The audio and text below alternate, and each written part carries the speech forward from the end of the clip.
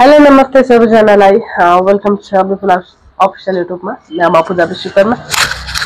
आज अलिकति फुर्सद पनि भएको छ। अस्ति मात्रै हामीले दुईवटा ठाउँबाट एउटा भक्तपुर केएमसीबाट र अर्को टिचिङबाट गरेर लगभग 9वटा ठुलो व्यक्तिको शवहरू र सानो बच्चाहरूको चाहिँ 6वटा शवहरू लिएर गएका थियौँ। अनि मैले टिकटकमा भिडियोहरू पनि हालेको थिएँ हैन। प्राय हामीले त्यस्तो भिडियोहरू चाहिँ हाल्दैनौँ किनभने त्यस्तो साना नवजात बच्चाहरूको चाहिँ दैनिक मृत्यु भइरहेको हुन्छ। आमाले जन्म दिएर दैनिक फलिरहेका हुन्छौँ। हामीले कतिपय अवस्थामा भिडियोहरू पोस्ट गर्छौँ, कतिपय अवस्थामा पोस्ट गर्दैनौँ हैन। अस्ति मैले टिकटकमा मलाई एकदम माया लागेर किनभने जब म शवगृहभित्र पुगेँ, एक्लै थिएँ म केएमसी भक्तपुरमा हैन। अनि विपुलालाई बाहिर सुताइरहेको थिएँ। जब भित्र पसेँ हैन, भित्र पसेपछि एक्कासी मैले त्यो साना त्यो नवजात शिशुहरूको लासको पोकोहरू देखेँ क्या। त्यो देखेपछि मलाई यस्तो माया लाग्यो। अनि म त झसाङ्ग भयो क्या। मलाई त्यस्तो कहिले पनि भएको थिएन किनभने हामीले प्राय काम गरेर रहँदाखेरि ठुलो लासहरूसँग जब म खेल्छु मलाई त्यस्तो डर लाग्दैन हैन। एउटा बानी पनि भइसकेको छ हैन। अनि जब सानसाना त्यो धेरै लासहरू देखेँ म आफूलाई किनभने छोरीसँगै थियो नि त, मसँग सुताइराखेको थिएँ। अनि मलाई चाहिँ ठ्याक्कै कस्तो हो म आफूलाई पनि थाहा छैन हैन। अनि मैले चाहिँ त्यो भिडियो गरेर टिकटकमा पनि हालेँ किनभने यस्ता धेरै नवजात शिशुहरू छन् जो चाहिँ दैनिक रूपमा मर्नु परेको छ। यो संसारमा आइसकेपछि उनीहरूले चाहिँ संसारलाई देख्न नपाउँदै, चिन्न नपाउँदै, बाउको हो आमाको हो भनेर चिन्न नपाउँदै उनीहरूको चाहिँ मृत्यु हुन्छ हैन। जन्माएर खोला नालामा, झाडीहरूमा अथवा जुन ठाउँमा जन्मियो ती ठाउँमा छोडेर जान्छन्, जसले गर्दाखेरि ती बच्चाहरूको चाहिँ मृत्यु हुन्छ। कतिपय बच्चाहरूलाई चाहिँ कुकुरहरूले बोकेर हिँडिरहेको हुन्छ, कतिपयको टाउको हुँदैन, हात हुँदैन हैन, कतिपयको आधा शरीर हुँदैन। त्यस्ता खालका शवहरू हामीले देख्नुपर्छ।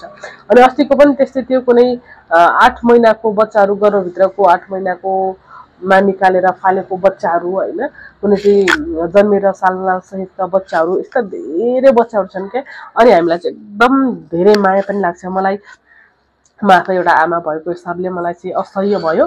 टिकटकमा हालेको थिएँ। टिकटकमा हालिसकेपछि धेरैजनाले त्यो भिडियो हेर्नु पनि भयो हैन। धेरैजनाले कमेन्टहरू पनि गर्नुभएको छ। आज म त्यो कमेन्टहरू पनि पढ्न चाहन्छु किनभने त्यो भिडियो हालिसकेपछि धेरै मेसेजहरू पनि आएको छ मलाई हैन। जसको चाहिँ बच्चाहरू भएको छैन, जसले चाहिँ धेरै प्रयास गरेर पनि बच्चा जन्माउन सक्नु भएको छैन, भगवानले उहाँहरूलाई चाहिँ सन्तान दिनुभएको छैन हैन। अब त्यस्ता खालका आमाहरूले, त्यस्ता खालका अभिभावकहरूले एकदम धेरै नै हामीलाई मेसेज गरिरहनु भएको छ। प्रतिक्रिया के आएको छ म तपाईँहरूलाई आज देखाउन चाहन्छु, सुनाउन चाहन्छु हैन। किनभने हामीले यो भिडियो कुनै पनि रहरले हाले होइन कि एउटा सचेत बनाउनका लागि पनि मैले हालेको थिएँ। यो भिडियो तपाईँले देखिरहनु भएको छ हैन। यसमा चाहिँ नवजात शिशुहरू लगभग 6-7वटा चाहिँ मेरो आँखा अगाडि थियो र धेरै छन् नवजात शिशुहरू हैन, जसको भिडियो चाहिँ हामीले कतिपय अवस्थामा हाल्दैनौँ के। त्यो हाल्न पनि मिल्दैन हैन। कतिपय कुराहरू गोप्य पनि राख्नुपर्ने हुन्छ। यो मैले हाल्नुको कारण के भनेदेखि यसरी बच्चा जन्माएर फाल्नुभन्दा हैन, बच्चा जन्माइसकेपछि तपाईँहरूले चाहिँ जसले चाहिँ बच्चाको रहर गरिरहनु भएको छ, जसलाई चाहिँ साँच्चीकै बच्चा पाए भने हामी पाल्थ्यौँ भन्ने खालको सोच छ, त्यस्तो खालको व्यक्तिहरूलाई चाहिँ दिन सक्यो भने अझै राम्रो हुन्छ। किनभने बच्चा मर्नु पनि पर्दैन हैन। बच्चाको जन्मिएपछि उसले संसारलाई पनि हेर्न पाउँछ, एउटा राम्रो अभिभावक पनि पाउँछ। त्यो हिसाबले त्यो कुराहरूमा पनि ध्यान दिने कि भन्ने मेरो कुरा हो हैन। यहाँ छोराको मामु एकजना कमेन्ट गर्नुभएको छ। आमा बाबा बन्न नसकेर दिनरात रुँदै बस्ने कोखमा सन्तान देऊ न भगवान। यसरी जन्म दिई मृत्यु दिने नारीलाई जीवनभर खुसी र सुख नमिलोस् भगवान भनेर भन्नुभएको छ। पक्कै पनि यो चाहिँ उहाँले भित्री मनबाट गर्नुभएको कमेन्ट हो। यस्ता धेरै आमा बुवाहरू हुनुहुन्छ जसलाई चाहिँ सन्तानको खाँचो छ, एउटा सन्तानको खोजीमा हुनुहुन्छ हैन।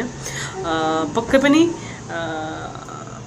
उहाँहरू चाहिँ सन्तानको पर्खाइमा हुनुहुन्छ जस्तो लाग्छ मलाई हैन। यो कमेन्ट गर्नुभएको छ।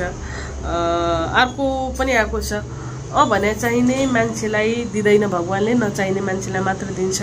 बिचारा त्यो बच्चाको के दोष, नचाहिने भए किन जन्माउनु, मान्छेलाई बच्चा नभएर कति गाह्रो भएको छ भनेर पनि कमेन्ट गर्नुभएको छ हैन। भर्खरै जन्मेको छोरी पाएको भए म लिन्थेँ भनेर भन्नुभएको छ। छोरा भएको भए म लिन्थेँ भनेर पनि भन्नुभएको छ। कतिपयले यो बच्चा फाल्नु भन्दा हामीलाई दिएको भए पनि हुन्थ्यो भनेर भन्नुभएको छ। मलाई पनि त्यस्तै लाग्यो। यो कमेन्ट एकदम धेरै आएको छ क्या हैन। कति पापी है भनेर भन्नुभएको छ। मोज गर्ने अनि साना बच्चाहरूको के दोष, किन फाल्ने भनेर पनि भन्नुभएको छ। यस्तो धेरै कमेन्टहरू आएको छ। यो कमेन्टहरू मात्रै नभएर मलाई चाहिँ पर्सनली मेसेजहरू पनि यो भिडियो हालिसकेपछि आएको छ हैन। धेरै टाढा टाढाबाट धेरैजनाले मेसेज गर्नुभएको छ। मलाई अस्ति एकदम घट लाग्यो क्या हैन। यो भिडियो मैले पोस्ट गरेँ, म आफ्नो काममा लागेँ, काम गरेँ हैन। मलाई एक्कासी बेलुका मेसेज आयो क्या, दिदी यस्तो बच्चाहरू भेट्यो भने हामीलाई भन्नु है, हामी 5 जना दिदीबहिनी छौँ, हाम्रो भाइ छैन हैन। अब हाम्रो भाइ भएन भने हाम्रो माइती नै टुङ्गिनु भयो। तपाईले छोरा मान्छे भर्खरै जन्मेको भेट्नुहुन्छ भने हामीलाई दिनु न है भनेर भन्नुभयो। त्यो कुराले मलाई एकदम हट टच पनि भयो। मान्छेलाई चाहिँ एउटा सन्तानको हैन महत्त्व कति हुन्छ हैन, एउटा आफ्नो माइतीको कति महत्त्व हुन्छ क्या, त्यो नहुनेहरूलाई थाहा हुन्छ। बुवा आमा बाँचुन्जेल माइती रहन्छ। जब बुवा आमाको मृत्यु हुन्छ त्यसपछि दाजुभाइ नै माइती हुन्छन् क्या, प्राय चेलीबेटीहरूको लागि, प्राय होइन धेरैजनाको लागि नै त्यही हो क्या हैन। अनि त्यसपछि जापानबाट पनि मलाई मेसेज आयो। कतिपयले छोरी माग्नु भएको छ, कतिपयले छोरा माग्नु भएको छ। त्यो चाहिँ यस्तो हुन्छ क्या, हामीले चाहिँ अब मृत व्यक्तिहरूको लागि काम गर्छौँ। हाम्रो संस्था बेवारिसी व्यवस्थापन तथा पुनर्जीवन केन्द्र एक्सन फर सोसल चेन्जले हैन। अनि प्रहरीहरूले चाहिँ हामीलाई मरेको व्यक्तिहरू भेट्यो भने सम्पर्क गर्नुहुन्छ हैन। अब जीवित व्यक्तिहरूसँग हामी टचमा छैनौँ हैन। यदि हामीसँग कन्ट्याक्टमा भयो भने हामी पनि कोही पाल्न चाहने व्यक्तिहरू, म आफै स्वयं पनि राख्थेँ क्या हैन। त्यस्तो बच्चाहरू फाल्नुभन्दा यदि तपाईँहरूको गर्भमा तपाईँहरूको पेटमा बच्चा आइसकेको छ, तपाईँ पाल्न चाहनुहुन्न, तपाईँलाई जन्म दिँदाखेरि कुनै असर पर्छ भनेदेखि तपाईँहरूले सिधै मलाई फोन गर्नुहोस्। म आफै पनि त्यस्ता बच्चाहरूलाई चाहिँ राख्न चाहन्छु हैन। कि त जन्माउँदै नजन्माउनु, जन्माएपछि त्यसरी नफाल्नु भन्न चाहन्छु म पनि हैन। आजभोलि त धेरै प्रविधिहरू आइसकेका छन्। मान्छेहरूले चाहिँ बच्चा नजन्माउनका लागि अनेक उपकरणहरू पनि प्रयोग गर्न थालिसकेका छन्। तर हामी यति सचेत भइसके तापनि हामीले मोज मस्ती गर्ने बेला मजाले गर्ने, त्यसपछि जब पेटमा बच्चा आउँछ त्यसपछि सम्बन्धहरू तोड्ने, टुट्ने, जाने, अनि त्यो एकल महिलाहरूलाई चाहिँ अब बच्चा कसरी जन्माउने यो समाज छ, समाजको डर भएको हिसाबले पनि मलाई लाग्छ बच्चाहरू जन्माएर त्यसरी फाल्नुहुन्छ। कृपया तपाईँहरूले त्यस्तो नगर्नु होला। यदि यो भिडियो हेर्दै हुनुहुन्छ भनेदेखि हैन, तपाईलाई कुनै अप्ठ्यारो छ, बच्चा पेटमा आइसक्यो, राख्न सक्नुहुन्न हैन, अब जन्माएर तपाईँ कहाँ राख्ने भन्ने सोचमा हुनुहुन्छ भनेदेखि तपाईँहरूले हामीलाई पनि कन्ट्याक्ट गर्न सक्नुहुन्छ हैन। ताकि त्यो बच्चालाई चाहिँ हामी राम्रो ठाउँमा व्यवस्थापन गरेर उसलाई चाहिँ नयाँ जीवनशैली दिन सकौँ। जो जन्मेपछि जो कोहीले पनि बाँच्न पाउनुपर्छ जस्तो लाग्छ हामीलाई हैन।